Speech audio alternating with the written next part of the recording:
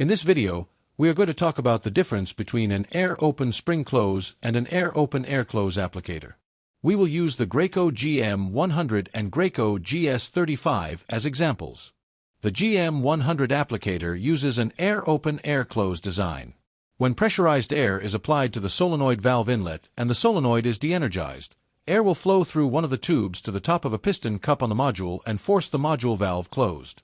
When the solenoid is energized, the valve spool will shift position and exhaust the air from the previous position out through the exhaust ports, and allow pressurized air to enter the other tube and into the lower module valve cup, which will push the module piston upward and allow adhesive to exit the module. This process will cycle any time the solenoid is energized. The GS35 uses an air-open spring close design. When pressurized air is applied to the solenoid valve inlet, it will not pass through the single tube down to the module valve. At this point, the module valve is being held closed by spring tension. When the solenoid valve is energized, the valve spool will shift and air will travel down the tube to the lower module valve piston cup. The air pressure will overtake the spring tension force and push the module piston upwards, which will allow adhesive to flow out of the module valve.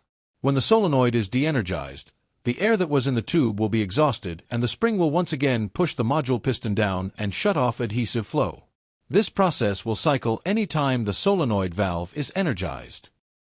Contact your Chicago Glue and Machine representative for more information.